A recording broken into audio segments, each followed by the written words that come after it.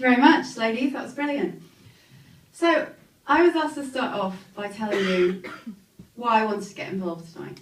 Why I wanted to fly from my beautiful new home in the Scottish Highlands by the mountains to be here today. Well, I'll tell you why. I'm a business journalist, and I also do a lot of training with self-awareness, and there's something I've noticed about women. They tend to be really down on themselves. They tend to be, much more than men, when I talk to them and interview them, they tend to apologise for themselves. They tend to be overly self-deprecating. They tend to hold themselves back much, much more than men. I always get a sense it's as if they're trying to be someone else, someone who's just round the corner. It's as if just being yourself is not quite enough. They want to be like the perfect colleague, or the perfect mum, or the perfect person in a pitch. I'm here to tell you that that path pursuing endless perfection has one destination: craziness. I've been there. That's another story. So, the reason I wanted to come here today and bust this myth is I've done loads of research on this. I've just written this piece for Psychology's magazine about how businesses want to see feminine skills come to the fore, okay? So ladies, I'm here to tell you, embrace your femininity. I'm here to show you that there's actually loads of superpowers in those things that you might shrink away from initially.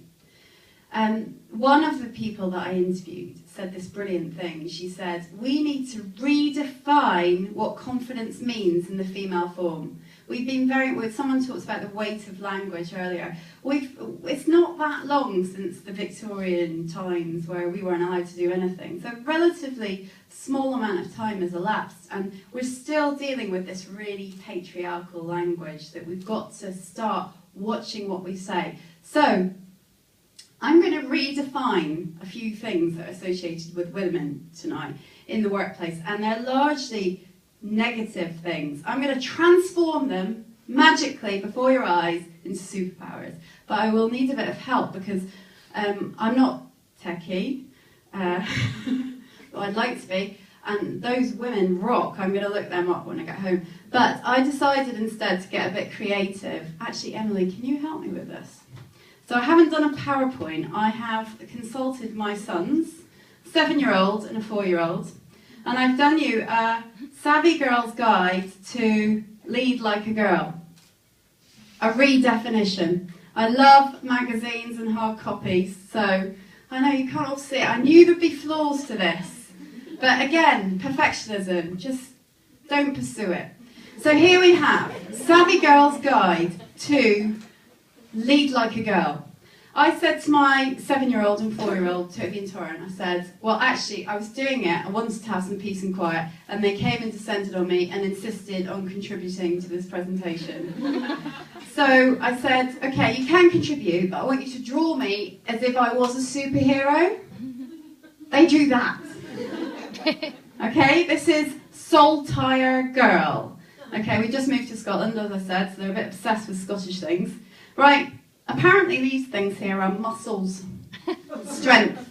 So I'm still working on the fact that kindness is a superpower. It's not just about whacking people over the head. But anyway, so that's the redefinition. So what I'm going to do is go through a few characteristics and transform them. So, sorry, Emily, I should have really thought through this better. Okay, so, first of all, self-doubt. As you saw with me just then, I was watching these women thinking they're really awesome, they're really good, they really know their stuff, they're not looking at notes or anything. And I was kind of crippled with this, I'm not good enough, I can't do that. Self-doubt. We do, as a gender, tend to be more doubting. But I'm here to tell you that is not necessarily a bad thing. We are self-questioning. We care about our impact on other people. That is a brilliant thing, and becoming more and more important. Now, it depends how you do it. If you go in and you go, oh, I've had a few ideas, they're probably crap, you probably don't want to hear them, you're probably far too busy. That's not a superpower, okay? That is self-doubting Dora, the non-explorer, okay? And what you want to do is you want to transform into the collaborator, okay? What's different about her? She's still self-doubting, self-questioning, but she's doing it in a different way. She cares about the impact that she's having on everybody in her team. She is really collaborative.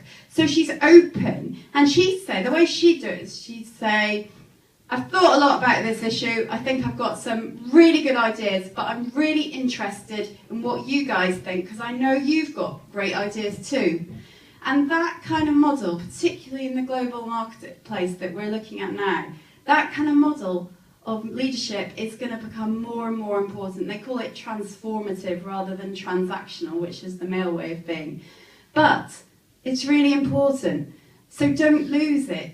Don't try and emulate some of the more transactional leadership. The other thing about this is self-awareness rocks. The other thing about doubting yourself is feedback is really important, and experts across the board agree that self-awareness is really key to good leadership. In fact, self-awareness is key for everything, like good relationships across the board. And you cannot gain self-awareness just from yourself. I think I read, I think it was Harvard Business Review was talking about how rubbish we are assessing our own strengths. And I would say watching women and self-awareness training, they're particularly rubbish at seeing their strengths and recognising and valuing them. I think we're at like 30% accurate in studies. That's really crap. So what you have to do is you have to get feedback from other people to find out how you're doing. So actually, self-doubt, self-questioning, brilliant thing. It's a superpower. Right, number 2. Okay, emotional. That is a word that women hate being described as. I have had women contact me in desperation after interviews saying, oh, I hope it didn't come across as too emotional. Please don't say I was emotional. I'm really very rational. I was just having a bit of a day that day we spoke, and then we got on to talking about all sorts of things not related. I was shared far too much information. Don't worry about it. Emotional is great. Now, obviously, I think the reason that we hate that word so much is this hangover to this kind of screaming banshee time of the hysterio girl that I've made her. That's actually supposed to be a woman fainting. So emotional is actually a really good thing to be, because if there's anything that's going to set you apart in the coming years, it's emotional intelligence. The robots are coming. They will take lots of jobs. But what's the one thing that robots can't do? They can't be human. Even if you've watched Channel 4 and that was quite a convincing portrayal of being human, they can't. Okay? Let's own our emotions. Let's be really, really intelligent with them, because that is what is going to set you apart. So, be the emo whiz. I wasn't quite sure about that name, but anyway, she's supposed to be... She listens, she's empathetic. Females index much, much higher on being empathetic in all the studies and active listening. And if you're good at deciphering emotional states in work, in teams, you can be a better manager, you can adapt, you can get more out your team. So, let's own it. Let's redefine being emotional at work, because it is an awesome superpower. Right. Number 3. Okay, so lots of people say gossip is very bad.